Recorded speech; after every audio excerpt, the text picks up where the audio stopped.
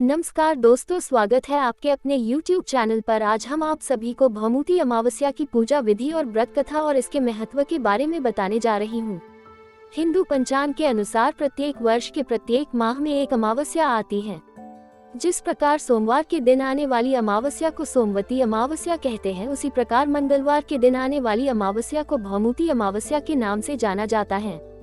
इस अमावस्या का हमारे धार्मिक मान्यताओं में विशेष महत्व है। इस अमावस्या पर भगवान शिव और विष्णु की पूजा की जाती है। मंगलवार के दिन आने के कारण हनुमान जी और मंगल देव की भी पूजा करने से पुण्य फल की प्राप्ति होती है। भौमुती अमावस्या का महत्व। भौमुती अमावस्या को मंगलवारी अमावस्या और भौम्य अमावस्या नाम से भी पुकारा है। इस दिन पितरों का पूजन अर्चन करने से व्यक्ति के सभी पितृ दोष और पितृ ऋण समाप्त हो जाते हैं। इस दिन पितरों के निमित्त तर्पण और पिंडदान तथा दान देने का विशेष महत्व है। इससे पितरों को शांति प्राप्त होती है। भौमुती अमावस्या की किसी भी राशि पर बंदिश नहीं है।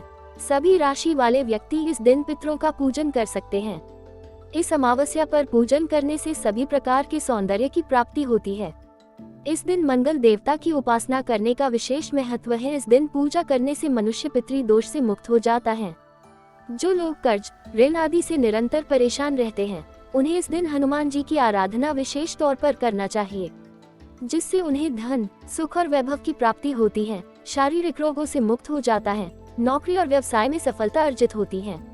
इस दिन पूजा और दान करने से पारिवारिक जीवन के उन्नति और प्यार में सफलता प्राप्त होती है। भौमुती अमावस्या की पूजा विधि। इस दिन 108 बार ओम पितृभ्य नमः मंत्र का जाप करना चाहिए, जो पितरों को शांति प्रदान करता है। भौमुती अमावस्या के दिन सूर्य देवता को तांबे के लोटे में शुद्ध जल, गंगा जल और लाल चंदन मिलाकर ओम पितृभ्य नमः का बीज मंत्र पढ़ते हुए 3 बार अर्घ्य देना अत्यंत फलदायी माना गया है। भौमुती अमावस्या के दिन लोगों को उपवास रखते हुए भी देखा जा सकता है। ऐसी मान्यता है कि इस दिन उपवास रखने से पितृ दोष से मुक्ति मिलती है। इस दिन पितरों का ध्यान करते हुए पीपल के पेड़ पर कच्ची लस्सी, थोड़ा गंगाजल, काले तिल, चीनी, चावल, जल तथा पुष्प अर्पित करें। अमावस्या को दक्षिणाभिमुख होकर दिवंगत पितरों के लिए पितृ तर्पण करना चाहिए। कर्ज मुक्ति दिलाने वाले ऋणमुक्त मंगल स्रोत का पाठ स्वयं करें या किसी युवा ब्राह्मण सन्यासी से कराएं और सुने। यदि घर में कोई रोग से पीड़ित है तो इस दिन गुड़ व आटा दान करें, वो सभी रोगों से दूर हो जाएंगे। इस दिन पितृ सूक्त तथा पितृ स्तोत्र का पाठ करना चाहिए।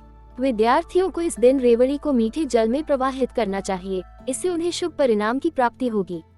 ग्रह क्लेश से मुक्ति के लिए नदी में लाल मसूर बहाएं।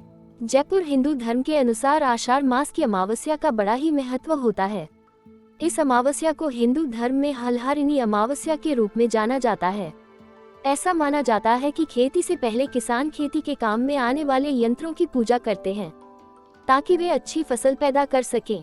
लेकिन इस साल आषाढ़ मास की अमावस्या मंगलवार को पड़ रही है। शास्त्रों के अनुसार मंगलवार को पड़ने वाली अमावस्या को भौमुती अमावस्या के रूप में जाना जाता है। हलहारिणी अमावस्या तथा भौमुती अमावस्या होने के कारण एक विशेष योग बन गया है। इस दिन पूजा करने से पितरों की आत्मा की शांति के लिए पूजा की जाती है तथा हलहारिणी अमावस्या होने के कारण पूजा करने से धन लाभ भी होगा। भौमुती अमावस्या व्रत कथा। एक साहूकार था, उसके 7 बेटे बहू और एक बेटी थी। साहूकार के यहाँ एक जोगी भिक्षा मांगने आता था। जब साहूकार की बहुएं जोगी को भिक्षा देती तो वो ले लेता, लेकिन जब बेटी भिक्षा देती तो नहीं लेता, कहता कि तू अभागी है, तेरे हाथ से भिक्षा नहीं लूंगा। उसकी यह बात सुनकर बेटी सूख कर कांटा हो गई। एक दिन उसकी माँ ने पूछा कि बेटी, तुझे अच्छा खाने को मिलता है, अच्छा पहनने को मिलता है, फिर भी तू सूख कर कांटा हो रही है। अगर तुझे कोई परेशानी है तो हमें बता। कि बेटी बोली, माँ, हमारे यहाँ जो जोगी भिक्षा मांगने आता है वो भाभीियों से तो भिक्षा ले लेता है, पर जब मैं भिक्षा देने जाती हूँ तो कहता है कि तू अभागी है, तेरे हाथ से भिक्षा नहीं लूंगा। दूसरे दिन जोगी जब भिक्षा लेने आया तो साहूकारनी बोली कि एक तो मेरी बेटी तुझे भिक्षा देती है, ऊपर से तू उसे ही अभागी कहता है। जोगी बोला कि मैं तो जो इसके भाग्य में लिखा है वो ही कहता हूँ। तब साहूकारनी बोली कि जब तुझे इतना पता है तो इसको दूर करने का उपाय भी पता होगा। वो बोला कि उपाय तो है पर बहुत कठिन है। वो बोली कि तू बता, मैं मेरी बेटी के लिए कुछ भी करने को तैयार हूँ। तब जोगी बोला कि 7 समुद्र पार एक शोभा धोबन रहती है, वो सोमवती अमावस्या का व्रत करती है, वो ही इसे सुहाग दे सकती है। अन्यथा जब इसकी शादी होगी तब इसके पति को फेरों में सांप काट लेगा और ये विधवा हो जाएगी। इतना सुनना था कि वह उठी और अपने बेटों को ये बात बताए और साथ चलकर शोभा धोबन को ढूंढने के लिए कहा। सबने एक एक कर मना कर दिया तो वह अपनी बेटी को लेकर चल पड़ी शोभा धोबन को ढूंढने। यदि यह कन्या उस धोबन की सेवा करे और वह महिला इसकी शादी में अपने मान का सिंदूर लगा दे तथा उसके बाद इस कन्या का विवाह हो जाए तो इस कन्या का वैधव्य योग मिट सकता है। साधु ने यह भी बताया कि वह महिला कहीं बाहर आती जाती नहीं है। ये बात सुनकर साहूकारनी ने अपनी बेटी से धोबिन की सेवा करने का प्रस्ताव रखा। अगले दिन से ही कन्या प्रातःकाल ही उठकर शोभा धोबिन के घर जाकर साफ सफाई एवं अन्य सारे कार्य करके अपने घर वापस आने लगी। एक दिन शोभा धोबिन अपनी बहू से पूछती है कि तुम तो सुबह ही उठकर सारे काम कर लेती हो और पता भी नहीं चलता। बहू ने कहा, माँ जी, मैंने तो सोचा कि आप ही सुबह उठकर सारे काम खुद ही खत्म कर लेती हैं। मैं तो देर से उठती हूँ। ये सब जानकार दोनों सास बहू घर की निगरानी करने लगी कि कौन है जो सुबह ही घर का सारा काम करके चला जाता है।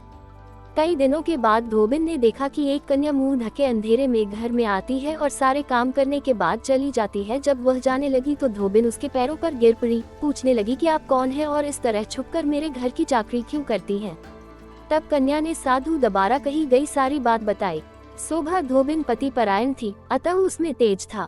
वह तैयार हो गई। शोभा धोबिन के पति थोड़ा अस्वस्थ थे। उसने अपनी बहू से अपने लौट आने तक घर पर ही रहने को कहा। धोबिन ने जैसे ही अपने मांग का सिंदूर उस कन्या की मांग में लगाया, सोना धोबिन का पति मर गया। उसे इस बात का पता चल गया। वह घर से निराजल ही चली थी, ये सोचकर कि रास्ते में कहीं पीपल का पेड़ मिलेगा तो उसे भावरी देकर और उसकी परिक्रमा करके ही जल ग्रहण करेगी। उस दिन भौमुती अमावस्या थी।